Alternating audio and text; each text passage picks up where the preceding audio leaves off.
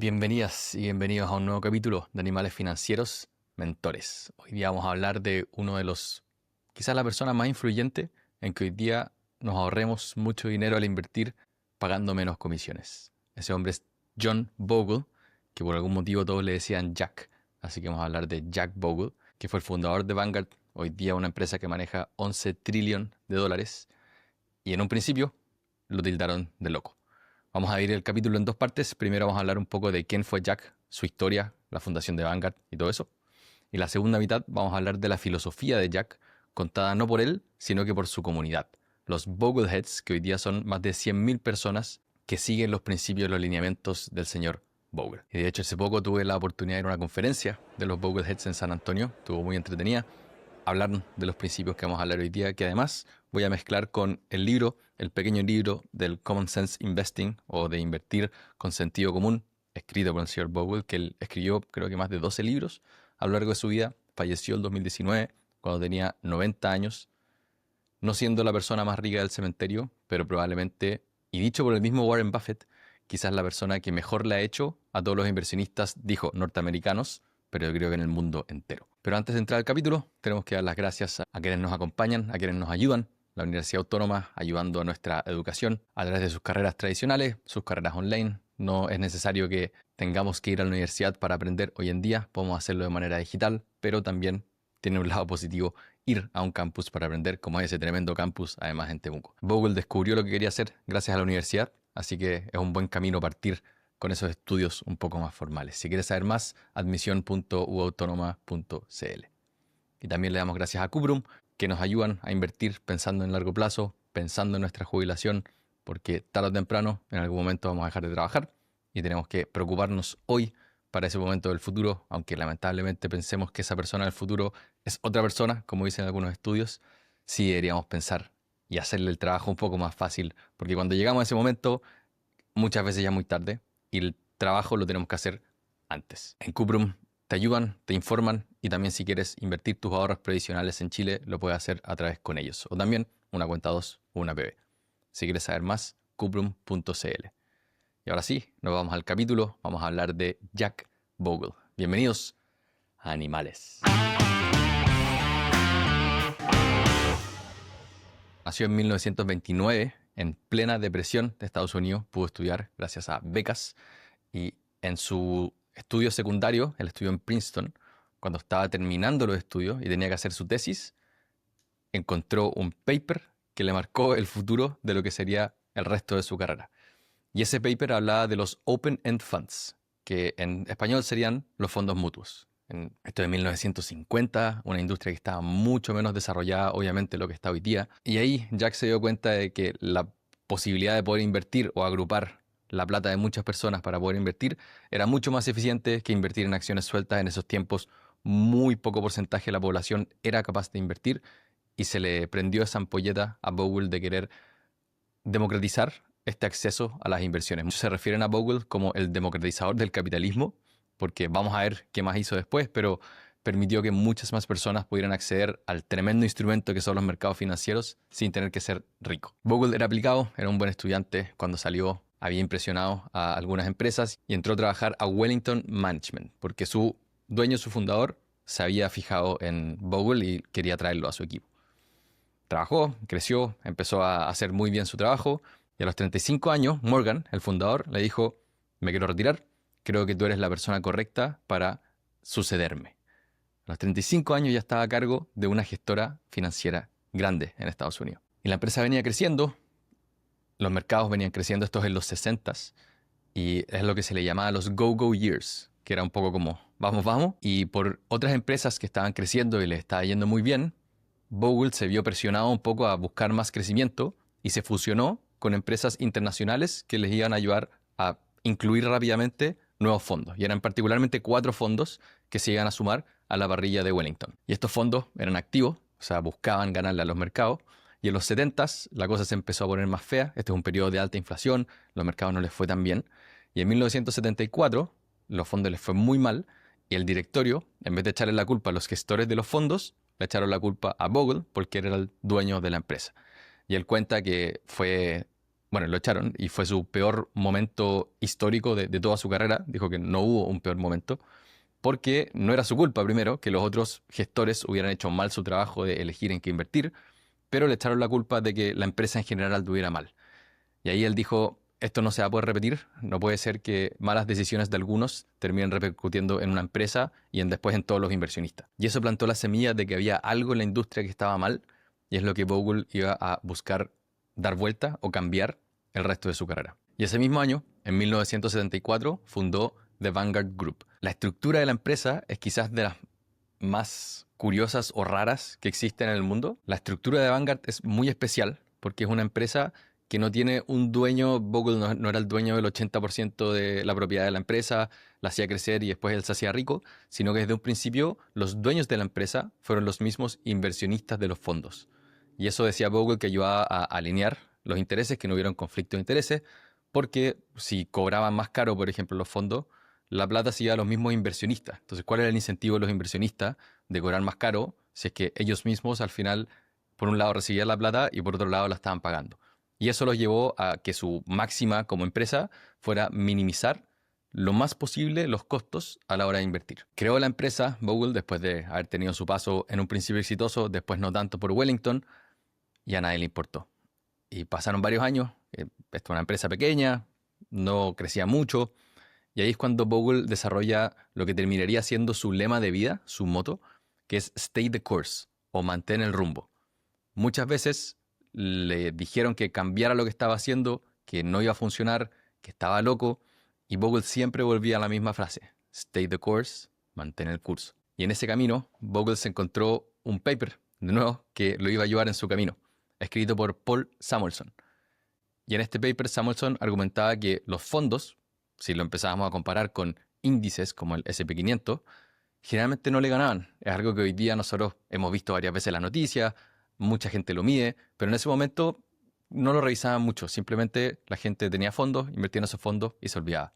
Y Samuelson empezó a revisar cómo les iba esos fondos versus algo que se parecía, lo que hoy día se llama un benchmark o un comparativo. Y además en ese paper, Samuelson decía que no existía una forma de invertir en esos fondos de manera pasiva, del menor costo posible, y que simplemente replicara el índice. Bogle vio esto, estaba con su empresa recién nueva, lanzada el año anterior, y dijo, yo voy a ser el primer fondo que replique de manera pasiva un índice. Y así en 1976 lanzó el Vanguard 500 Index Fund, que replicaba al S&P 500 o las 500 empresas más grandes de Estados Unidos. Promocionó el fondo, preparó todo para el lanzamiento, tenía el paper a su favor, era probablemente una estrategia que le iba a funcionar mucho mejor a los inversionistas, se puso a hacer rondas para levantar capital y le fue pésimo. Levantó 11 millones de dólares, que para ese momento y para el tamaño de la empresa era muy, muy pequeño. De hecho, la idea de tener un fondo que no tuviera un gestor, una persona que toma las decisiones, o sea, un fondo pasivo, fue tildada por la prensa como algo ridículo. Y Forbes, esta revista bien conocida, bien famosa, hablaba de la locura de Bogle. Pero Bogle, ¿qué pensaba? Stay the course, mantén el rumbo. Y así fue por varios años, por varias décadas, en lo que hacía Bogle era abrir nuevos fondos replicando distintos índices y tratando de bajar lo mayor posible las comisiones. En algún momento también entraron al mercado de los ETFs, que ETF es un Exchange Traded Fund o un fondo que se transa en bolsa. Este instrumento hoy día se le asocia con la inversión pasiva. En su momento partieron como siendo un fondo de cualquier cosa y hoy día también hay ETFs que son bastante activos. Pero Bogle lo metió dentro de la parrilla de los fondos de Vanguard y hoy día probablemente gracias a eso, hoy día asociamos a ETFs con inversión pasiva. Nuevamente gracias al señor Bogle. Vanguard siguió creciendo. Como les mencioné en un principio, hoy día es una empresa que maneja 11.000 trillion, o sea, miles de billones de dólares. Junto con BlackRock son las dos gestoras financieras más grandes del mundo. Hay fondos que cobran prácticamente nada. O sea, si lo normal hoy día es pagar un 1% por una inversión, muchos de los fondos de Vanguard cobran 0,03%, 0,02%. No me acuerdo si era Vanguard o era Fidelity, alguien que lanzó un fondo que cobraba cero. O sea, llegó al extremo de cero las comisiones que cobra un fondo. De hecho, hicieron números también de cuánto eso le terminó ahorrando a sus inversionistas. Son cientos de miles de millones de dólares que se ahorraron en pagar en comisiones. Y como esta gestora empezó a bajar las comisiones, la gente se dio cuenta que con menores comisiones, inversión pasiva les puede ir incluso un poco mejor. el resto de la industria también empezó a bajar las comisiones. Al punto de que si vemos gráficos de cómo ha sido la tendencia de las comisiones en toda la industria de Estados Unidos, viene muy influenciada por cómo ha sido la baja de las comisiones de Vanguard. Y en esta dicotomía de inversión pasiva, o sea, en la que uno no hace nada y invierte simplemente en un índice, versus la inversión activa, donde hay un gestor que toma las decisiones de inversión, muchas veces se piensa que Bogle era completamente anti-inversión activa, porque fue lo que él vio, lo que no funcionó, lo que le costó su trabajo y lo que él quiso remediar con Vanguard. Pero en una entrevista él dijo que no es así y que de hecho la inversión activa puede funcionar. El problema que tiene la inversión activa es que es más cara, porque si tengo más personas contratadas, tengo un gestor, tengo una estructura mucho más grande, voy a tener que cobrar una comisión más alta y esa comisión más alta es la que probablemente le pega peor al inversionista. Entonces siempre vuelve, y vamos a hablar después de la filosofía, a fijarse mucho en los costos a la hora de invertir. Otra cosa relacionada a eso también interesante es que Bogle habla de cuando invertimos en estamos hablando de acciones, invertimos en empresas que están en el mundo, generan utilidades, nosotros estamos comprando un pedacito de esa empresa, si esas utilidades crecen, nosotros nos vemos beneficiados. La inversión pasiva, te compras todas esas empresas. Pero si le metes inversión activa, estás sumando una capa, pero estás invirtiendo sobre lo mismo. Entonces hay gestores activos que les va a ir mejor que el mercado, pero la plata de esos que ganan tiene que venir de algún lado. Y vienen los inversionistas activos que pierden con el mercado. Entonces él dice que es un juego de suma cero, porque los que ganan le quitan la plata a los que pierden, y todo eso cobrando una comisión más alta. Ese es un poco el argumento que tiene Bogle de por qué la inversión activa en el largo plazo no debería funcionar. Y cuando vemos los números que comparan fondos activos versus sus índices, generalmente no son capaces de ganarle en el corto plazo, o sea, un año a otro será un 40% el que logra ganar al índice, y cuando nos alargamos a 5, 10, 15 y 20 años, es menos de un 10% los fondos que logran ganarles a sus índices pasivos. Bogle terminó saliendo del puesto de gerente general de Vanguard en el 1996 y en 1999 dejó del todo la compañía. Pasó a ser como un director y aparte de los directorios, pero no participaba en el día a día de la empresa. Llegó a tener una riqueza personal de cerca de $100 millones, que es mucha plata, pero para lo que él podría haber generado con la empresa que construyó, que maneja 11.000 trillones, es un monto muy modesto porque él nunca buscó maximizar sus finanzas, sino que siempre buscó mejorar la situación de los inversionistas de Estados Unidos y del mundo. Falleció el 2019, dejando un legado más allá de la empresa, más allá de los ahorros de costos de comisiones, una comunidad y una filosofía, que es lo que vamos a ver en esta segunda parte del capítulo. La comunidad asociada a Jack Bogle no es que él dijo, sigan mis principios estilo algún tipo de religión, quizás puede ser como más como una secta, pero personas que veían lo que él decía, bajar los costos, no complicarse demasiado, y decían, no, esto me hace sentido. Y por algún motivo, no encontré la fuente, pero esta comunidad se llama los Bogleheads, o los cabezas de Bogle. Básicamente queremos ser como el gran Jack Bogle. Fue una conferencia, que hace una conferencia todos los años, que va rotando por distintas partes de Estados Unidos. Se acordarán que invitamos a Christine Benz al podcast. Tremenda invitada, tremenda mentora. Vi que invitó a personas a esta conferencia. Fui a la conferencia, conocí a estos Bogleheads, eran cerca de 800.000 personas, y era un grupo muy particular. En una de las sesiones preguntaron cuántos de ustedes son ingenieros. Más de un tercio de la sala levantó la mano. Y es un grupo que busca optimizar muchas veces, muchas cosas. Se podrán imaginar esto, disminuir los costos de un portafolio. Uno se puede volver bastante loco entre pagar un 1% o un 0,9% o un 0,8% o un 0,7%. Y en el caso de Estados Unidos, uno puede pagar 0,3%, que son 3 basis points. Y hay debates eternos de si te conviene este fondo que cobra 0,3 o uno que cobra 0,2. Personalmente, cuando uno llega a ese nivel de detalle, creo que ya es demasiado. Me refiero a discusiones porque la presencia más fuerte de esta comunidad de los Bogleheads no son las conferencias, sino que es un foro. Es un foro de los Bogleheads que es gratis. Te voy a dejar el link por si quieres revisarlo. Yo he visto muchas discusiones. Es gente que le dedica tiempo a esto. O sea, hace una pregunta, oye, tengo este portafolio. ¿Cómo creen que debería ajustarlo por lo que está pasando con las tarifas, por ejemplo? Y las respuestas son 30 respuestas de 3 párrafos.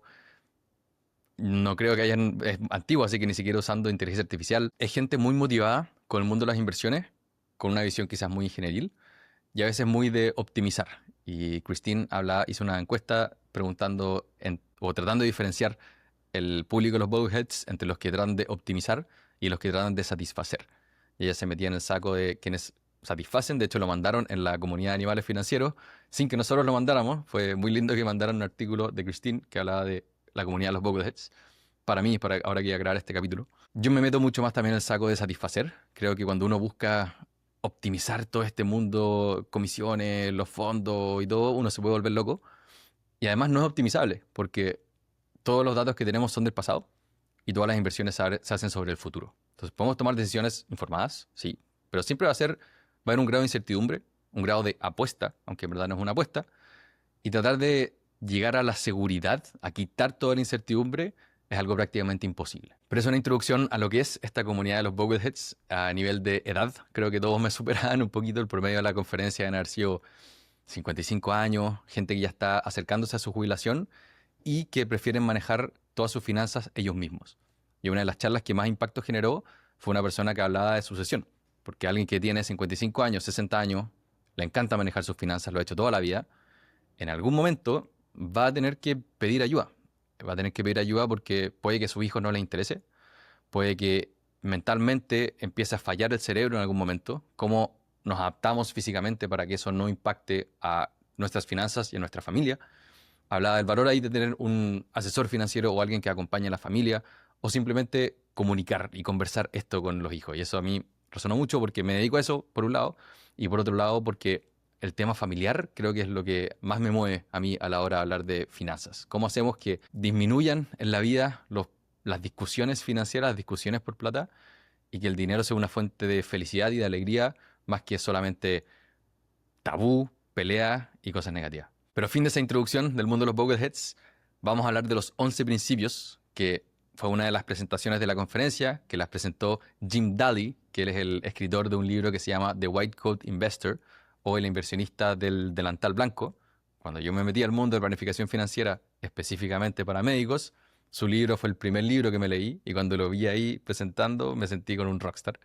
Son 11 principios, vamos a ir uno a uno viendo cuáles son, que además varios de ellos hablan muy bien o conversan muy bien con cosas que dice Jack en este libro del Common Sense Investing. Este libro es pequeñito, lo pueden ver, es como el tamaño de mi mano. Son 200 páginas con una letra bastante grande, tiene gráficos, es excelente, es de los libros para alguien que está empezando y que no le gusta tanto leer, que recomiendo mucho. No sé si está en español, pero por lo menos la versión en inglés es muy muy buena y muy recomendada. Principio número 1. Vive por debajo de tus posibilidades, o gasta menos de lo que ganas e invierte la diferencia. Y este mensaje obviamente no es nada nuevo, pero sí es el punto de partida, lo es para Jack Bogle, lo es para los Bogleheads, lo es para los animales también. O sea, primero, no, quizás antes de eso hay que generar, tenemos que preocuparnos de generar más, pero pues si nos gastamos todo no vamos a avanzar financieramente y tenemos que ahorrar. Y aquí saco una cita del libro de donde cita a Cliff Asness, que es el manager principal de AQR Capital Management, que es otra gestora gigante financiera, y hace una analogía muy buena sobre cómo estar bien físicamente. Todos sabemos lo que tenemos que hacer. Tenemos que comer menos, tenemos que hacer más ejercicio. Es simple, pero no por eso, de hecho, a lo contrario, no es fácil. Y para invertir, los consejos también, muchas veces, y lo vamos a ver con el resto de los principios, son simples, pero no por eso fáciles. Diversificar, mantener los costos bajos, rebalancear, gastar menos, ahorrar más. Todo ese tipo de cosas las hemos visto mil veces. Me imagino que no es primera vez que lo escuchas, pero sí son la base y sí es lo que necesitamos para tener una mejor vida financiera. Así que principio número 1, ahorremos. Ahorremos lo más posible porque eso nos va a dar posibilidades futuras. Principio número 2, desarrolla un plan de inversión viable. Y aquí el título de esto es plan. Si te pones a invertir en cualquier cosa, en criptomonedas, en acciones, en fondos, sin tener mucha idea hacia dónde quieres ir, probablemente en el largo plazo no te va a funcionar. Si tienes un plan, ¿qué puedes hacer? Citando al gran Jack Bogle, puedes mantener el rumbo, puedes stay the course. Y por eso él dice, primero parte por un plan, ve qué es lo que quieres lograr, hacia dónde quieres ir. ¿Quieres comprar una casa? ¿Quieres armar una familia? ¿Quieres financiar los estudios de tu hijo? Y después ve cómo armas un portafolio según tus propias características. Pero si partes sin un plan, estás planificando para fallar. Había una cita más o menos que era así, pero si no tienes un plan, estás probablemente destinado al fracaso. Aquí un pequeño paréntesis. William Bernstein es el autor del libro Los 4 pilares de inversión. Está en la conferencia también, en un viejito, seco, muy buena onda además. Y él dice que cuando trabajes con alguien, con algún asesor, fíjate y preocúpate por sus incentivos. ¿Y por qué yo partí a paciente de planificación financiera? Porque toda la gente o la mayoría de las personas que hacían recomendaciones financieras tenían un conflicto de interés demasiado grande. Y lo que dice Bernstein es cuidado cuando te ofrezcan en qué invertir por si es que tu asesor tiene algún tipo de beneficio por recomendarte eso. Se me viene a la cabeza seguros con ahorros que pagan tremendas comisiones a los vendedores. Cualquier producto que se venda de los mundos de inversión, hay un concepto que se llama los rebates. O sea, si yo te recomiendo un fondo, que quizás es más o menos caro, cobra un 2-3%, muchas veces ese fondo, la mitad, me lo paga a mí como asesor. Entonces yo te puedo decir a ti, no, tú no me pagues nada, pero yo estoy recibiendo la plata por ese fondo. Y él habla de tener un advisor que es fee only. Solamente, ¿cómo sería en español? Solo fee. Y eso es lo que partí haciendo, que la única remuneración que yo voy a recibir al hacer un plan para ti es lo que tú me pagues. Eso tiene un lado negativo para los clientes, que es que tienen que pagar plata, pero tiene un lado muy positivo, que es que minimiza en lo más posible los conflictos de interés. Porque los del banco y todos los que te están vendiendo algo, si les paga el sueldo el banco, van a recomendar cosas del banco en beneficio del banco y no en tu propio beneficio. Eso es un concepto que se llama el deber fiduciario, que en Estados Unidos se pide por ley para los RIAs, que son los Registered Investment Advisors, que tienes que poner los intereses del cliente por delante de los tuyos como asesor. En Chile, lamentablemente, eso hoy día no existe, pero es muy importante, porque si no tienen los intereses tuyos por delante, te van a ofrecer productos que no son los mejores para ti. Tercer principio, ajusta el riesgo a tu perfil. No asumas ni demasiado riesgo ni muy poco riesgo. Estoy grabando esto a fines del 2025, donde venimos de un año del mercado del S&P 500 rentó 23%, el año siguiente rentó 24% y este año de nuevo está 10-15%. Se habla mucho de una burbuja, que la inteligencia artificial y el gasto en data centers y todo esto está haciendo que esto en algún momento vaya a reventar.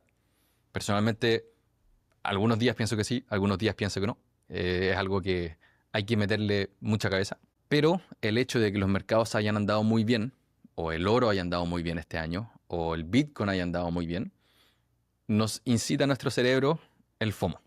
El estoy viendo que mi vecino se está haciendo rico y yo me quiero hacer rico también. Y cuando tomamos decisiones de inversión basadas en eso, probablemente terminamos tomando mucho riesgo y cuando llegan las crisis, porque siempre llegan, es cuando nos damos cuenta, yo en verdad no quería tomar 90% de acciones y solamente un 10% algo más conservador. Mi perfil de riesgo aguantaba solamente un 50-50. Lamentablemente eso muchas veces nos damos cuenta tarde, pero si leemos y nos metemos a la cancha y vemos un par de caídas y sobrevivimos un par de crisis, vamos descubriendo nuestro verdadero perfil de riesgo. Eso creo que ya lo hemos escuchado, lo entendemos, quería mencionarlo porque es muy importante, pero lo que menciona acá también, que es tomar muy poco riesgo, es donde creo que la mayoría de las personas hoy día están. Invierten máximo en depósitos a plazo. Dicen, no, yo estoy bien con la plata, ya sea en la cuenta corriente o los depósitos a plazo. Los depósitos a plazo estuvo súper bueno hace 1 o 2 años, ahora lamentablemente están bajando, siendo que siempre han rentado la inflación. Y el no tomar riesgo en las inversiones es el riesgo de que no tengas el suficiente capital, sobre todo a la hora de jubilar, para poder mantener tu estilo de vida. Ese es el gran riesgo que uno corre cuando no toma riesgo en las inversiones hoy. En cambio, si yo tomo un riesgo adecuado según mi perfil de riesgo, trabajo, ahorro, invierto, llega el momento de jubilar, en vez de tener $500,000, tengo $1,000,000 y con eso me puedo jubilar mega tranquilo. Ese número, que es gigante, puede ser solamente la diferencia de haber elegido algo que me renta un 8% versus algo que me renta un 5% al año. El poder del interés compuesto. Pero no tomar riesgo hoy día, de lo que yo veo en el día a día, es de los riesgos más grandes que corremos, que mucha gente corre y que no se da cuenta que está corriendo, porque año a año uno no se da cuenta. Pero mucho cuidado con correr poco riesgo. Principio número 4. Invierte lo antes posible y con frecuencia.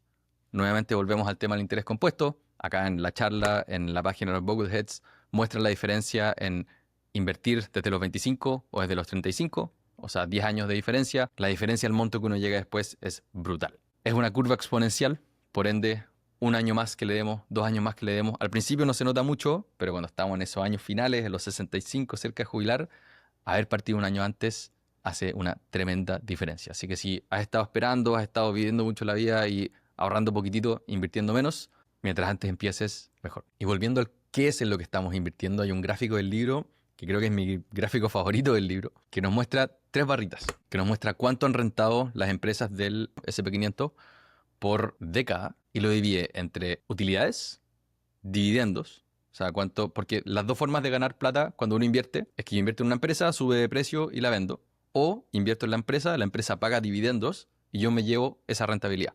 Entonces, una forma de ganar rentabilidad es con dividendos, la siguiente es cuando crecen las utilidades, porque la empresa crece. Y eso es la base de cómo se generan retornos en largo plazo. Pero a eso le sumamos el retorno especulativo. Y eso es cuánto cambia el precio partido por la utilidad. O sea, la PU, el Price to Earnings. Y nos muestra por décadas, hay décadas en las que el retorno por especulación, o sea, porque suben las valorizaciones, es positivo, a veces es negativo, pero en largo plazo, desde 1900 hasta los 2000, cero. Porque un juego suma cero también. O sea, van a crecer las utilidades, a veces las valoramos más, a veces las valoramos menos, pero en largo plazo deberían volver a un promedio base. Y si sumamos esos dos efectos, o sea, sumar el retorno por dividendos y el de las utilidades con el especulativo por las valorizaciones, nos llega al retorno del mercado, que es el que nosotros hemos visto, que es el del 10% de largo plazo, que en este caso, desde los 1900, era un 9,6%. Pero es muy importante este gráfico porque cuando invertimos en acciones tenemos que tener muy claro que la base es las utilidades de las empresas. Si las reparten, nos llegan como dividendo. Si es que no las reparten, las reinvierten porque quieren crecer. Y eso es todo. Y por eso se explica que esto crezca. Y por eso esto es una inversión que hace sentido. Porque también lo divide Jack Bogle entre especulaciones. Invertir, por ejemplo, en activos como el oro, que no hace nada, es una piedra que está ahí. O invertir en una empresa que tiene personas que van a trabajar, que vende un producto, que crece y que después devuelve sus utilidades a los inversionistas a través de dividendos o que crece porque sigue invirtiendo para crecer. Invertir en acciones es invertir en empresas. Si las empresas crecen, nuestro retorno va a crecer. Principio número 5. Diversifica en amplia escala. No pongas todos los huevos en la misma canasta. Y habla que es un error cuando uno invierte en acciones sueltas porque nos podemos equivocar. Y es un riesgo que podemos diversificar. O sea, en vez de estar buscando la aguja en el pajar, compra el pajar completo. Esa era una frase que se le atribuye también a Bogle, muy relacionado a indexarse, a invertir de manera pasiva. Cuando invertimos en un fondo, estamos invirtiendo, por ejemplo, el S&P 500 en 500 empresas. Hoy día sí hay un tema que están súper concentradas. Las principales 10 empresas del S&P 500 pesan un 40% del índice. Tenemos que pensar otro nivel de diversificación, quizás en invertir en un fondo internacional, no solamente Estados Unidos. Pero elegir las empresas que son las que les va a ir bien en largo plazo es demasiado difícil. Y hay otro extracto del libro que me encantó, porque dijo que en los 60s, cuando Bogle quiso crecer su empresa, que lo terminaron echando, eran los Go-Go Funds, estos fondos que buscaban el crecimiento. En los 70s se hablaba de las Nifty 50, que eran 50 empresas de muy buena calidad en Estados Unidos, que eran extraordinarias y que probablemente nunca les iba a ir mal. Dentro de esas creo que estaba Coca-Cola, había algunas automotoras. Fue bien por un rato y después para abajo. En 1980 hay unos fondos que se llamaban Government Plus. En los 90 se hablaba de la nueva economía, o sea, telecomunicaciones, internet, lo que después terminó siendo la burbuja.com. El punto de este párrafo que me encantó es que siempre hay algo nuevo, siempre hay algo de moda, siempre hay algo que es la inversión segura y creciente y que nunca va a fallar. Ni siquiera les voy a decir cuál es la de moda hoy día. Pero tenemos que diversificar porque pensamos que el futuro va a ser algo parecido a lo que es hoy día. Eso es como el ser humano piensa de manera lineal, cuando muchas veces puede haber un cambio drástico. Puede que la inteligencia artificial se coma el mundo, tenemos que estar posicionados para eso. Y puede que la inteligencia artificial termine siendo una burbuja o que no haya funcionado. Y tenemos que poder aguantar ese caso. Y eso, diversificación. Principio número 6. Mantén la inversión sencilla. Dice, la simplicidad es clave para el éxito financiero. Y esta simpleza, Bogle dice que es porque es lo más fácil de seguir después. Si tenemos una estrategia demasiado difícil con 10 fondos y que se ajusta mensualmente, y en algún momento nos vamos a ir de vacaciones, nos vamos a aburrir y vamos a dejar de seguir la estrategia. Y que es lo más importante, mantener el curso. Y por eso, simpleza. Y aquí otro gráfico del libro muestra fondos que se lanzan, fondos agresivos de acciones que se lanzan en distintos años, desde el 90 al 2005. Y me recuerda a mí a los fondos de ARK, de ARK, de Cathie Wood, que se hizo bien famosa. Esos fondos, en la historia, se lanzan justo antes de que el mercado caiga. Entonces las personas ven que les va muy bien a estos fondos por 1 o 2 años, 2 o 3 años, se sube a la moto, instrumentos más complejos, futuro, tecnología, y después caen. El argumento de Bogle, que también estoy bastante de acuerdo, no tenemos que complicarnos buscando el fondo perfecto, el más nuevo, el más entretenido. Con un fondo básico, diversificado, amplio, probablemente vamos a estar incluso mejor. Principio número 7, relacionado a esto también, utiliza fondos indexados de bajo costo. Siempre que puedes hacerlo, elige fondos o ETFs indexados. Obviamente esto es la base de la filosofía de Bogle, bajar los costos porque menor costo es mayor rentabilidad y nos permite ganar los retornos del mercado sin tener que sumarle una capa de complejidad al elegir un fondo o una inversión activa. Y aquí una pequeña cita de Ted Aronson, que es partner de una empresa financiera que se llama Aronson, Johnson y Ortiz, que le preguntan por qué prefiere fondos pasivos en vez de activos, y él dice que estadísticamente, para poder determinar si un manager es bueno o si tuvo suerte, necesitamos entre 20 y 800 años de monitorear sus resultados. Si queremos estar 95% seguros de que no es suerte, sino que es habilidad, nos podría tomar hasta 1000 años, un milenio. Y solamente para estar 75% seguro, nos podría tomar entre 16 y 115 años. Ese es uno de los grandes problemas del mundo de las inversiones. Tenemos una historia muy corta. Podemos ver fondos que le ha ido muy bien en el último año, en los últimos 2 años. Y eso puede haber sido 100% suerte. Y si quisiéramos saber si es suerte o si en verdad es alguien muy bueno, de entre 20 y 800 años. Podemos pensar en invertir en el largo plazo, pero no tenemos 800 años a menos que la tecnología de salud cambie demasiado. Y ahí creo que tenemos otros problemas en los que pensar. 8. Minimiza los costos de inversión.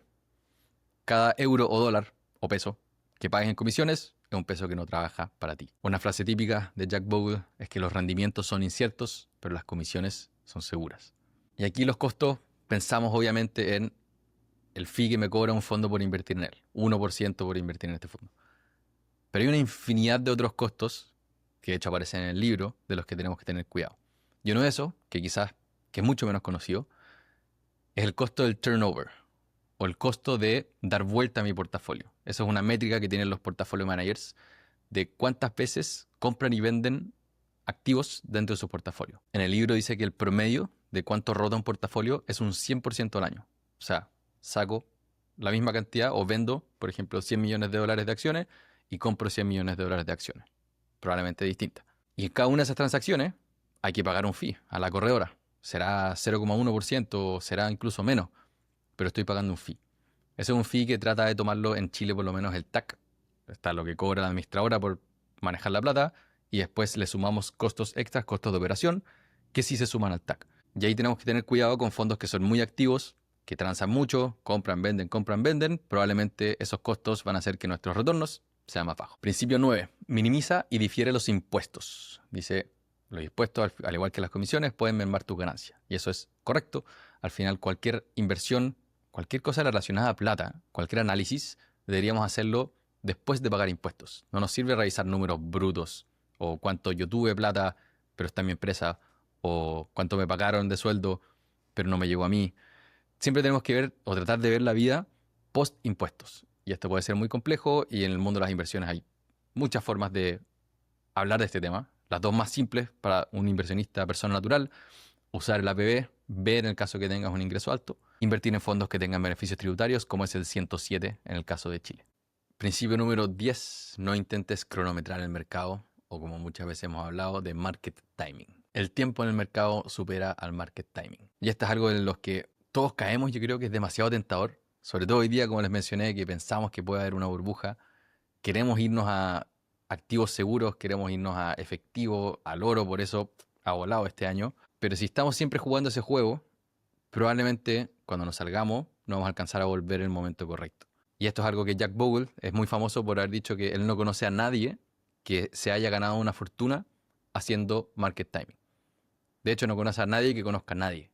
A ese punto de que es algo que no funciona. Si alguien lo puede hacer una vez y dijo vendan, clásico de Big Short, se habla de Bill Murray. Muchas veces estas personas son lo que se llama perma bears, o sea que siempre dicen que el mercado va a caer. Lamentablemente me aparecen personas que son muy inteligentes, no quiero decir nombre ahora, pero siempre están diciendo, están fomentando un poco el miedo de las personas de que el mercado es muy peligroso y tengan cuidado y sálganse y la crisis.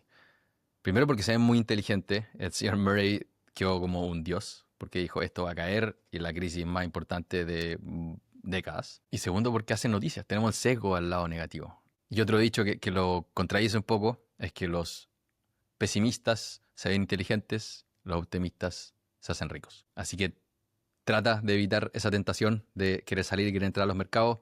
No lo pueden hacer los inversionistas con mucha plata, menos lo vamos a poder hacer nosotros que tenemos una pantalla al frente, ¿no? Y principio 11, y el más importante, mantén el rumbo. Stay the course. Este es quizá el principio más importante, el más emblemático. Ya hablamos de él, de dónde viene, nombre de libros de Bogle. No es tan importante la estrategia que tomemos a la hora de invertir. Lo importante es que cuando las cosas se pongan feas, que no ha pasado en más de una década, así que a mí no me ha pasado periodos muy cortos, pero no al punto de estar 5 años debajo del agua, cuando nos cuestionemos todo y pensemos que el mundo se está acabando porque ya los robots se comieron toda la economía, ahí es cuando tenemos que acordarnos de Jack Bogle y mantener el rumbo. Como resumen de los 11 principios, primero, vive por debajo de tus posibilidades. Segundo, desarrolla un plan de inversión viable. Tercero, ajusta tu riesgo a tu perfil. No asumas demasiado riesgo ni muy poco. Cuarto, invierte lo antes posible con frecuencia. 5, diversifica en amplia escala. 6, mantén la inversión sencilla. 7, utiliza fondos indexados de bajo costo. 8, minimiza los costos de inversión. 9, minimiza y difiere los impuestos. 10, no intentes cronometrar el mercado. Y 11, mantén el rumbo. Antes de dejarlo, hay una parte del libro que me gustó mucho, que también sirve un poco como de resumen, para taladrar más todavía estos conceptos en nuestras cabezas. Sabemos que invertir implica riesgo, pero también sabemos que no invertir nos condena al fracaso. Sabemos las fuentes de los retornos en los mercados de acciones y bonos, y ese es el principio de la sabiduría. O sea, saber de dónde vienen estos retornos es el principio de entender cómo funcionan los mercados. Sabemos que el riesgo de seleccionar valores específicos, así como el riesgo de elegir administradores como estilos de inversión, puede eliminarse mediante la diversificación total que ofrece el clásico fondo indexado. Solo permanece el riesgo de mercado. Sabemos que los costos importan de manera abrumadora a largo plazo y sabemos que debemos minimizarlos. También sabemos que los impuestos importan y que ellos también deben minimizarse. Sabemos que ni vencer al mercado ni cronometrar exitosamente el mercado pueden generalizarse sin autocontradicción. Lo que puede funcionar para unos pocos no puede funcionar para muchos. Sabemos que las clases de activos alternativos como los hedge funds, esto es algo que entraba en el libro, no son realmente alternativas, sino simplemente piscinas de capital que invierten o sobreinvierten o desinvierten en las mismas acciones y bonos que componen el portafolio del inversionista típico. Claro, ya hablaba que los hedge funds, que es una estructura de activo alternativo, terminan invirtiendo en las mismas cosas al final. También invierten en acciones, invierten en bonos, invierten en deuda privada y le agregan una capa excesiva de comisiones. La típica estructura de comisión de los hedge funds es 2 y 20, o sea, 2% todos los años y 20% por sobre lo que le ganan a algún benchmark, que puede ser un 8% fijo o algún fondo. Y lo que decía Bogle es que no es necesario. Leí hace poco también que lo que uno paga en estos hedge funds no es retorno, sino que manejo de riesgos.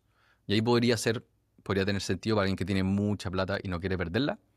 Pero para alguien que está maximizando su crecimiento de su capital, probablemente el camino simple del señor Bogle funciona mejor. Y finalmente, sabemos lo que no sabemos. Y eso cualquier inversionista grande, inteligente, importante nos lo dice. Warren Buffett y Charlie Munger lo mencionaban como el círculo de competencia. Hay ciertas cosas que yo entiendo, pero es un círculo mucho más grande de cosas que no. Y es importante tener esa humildad intelectual, porque cuando creemos que sabemos cómo las cosas se conectan y cómo van a funcionar, probablemente vamos a tener demasiada confianza, vamos a tomar demasiado riesgo y en algún momento lo vamos a pagar. Pero espero que con este capítulo les haya agrandado un poquito ese círculo de competencia. Yo todavía me siento de que me falta infinito por aprender, muchos libros por leer, pero lo que vaya aprendiendo se los voy a ir compartiendo y este señor, Jack Bogle, ha sido una presencia importante este año, sobre todo en mi vida. Sabía que existía, sabía lo que era Vanguard, pero el impacto que ha tenido en la vida de muchos inversionistas, tú y yo incluidos, porque estamos pagando menos comisiones gracias a él, creo que se merecía por lo menos este capítulo. Así que por este lado me despido.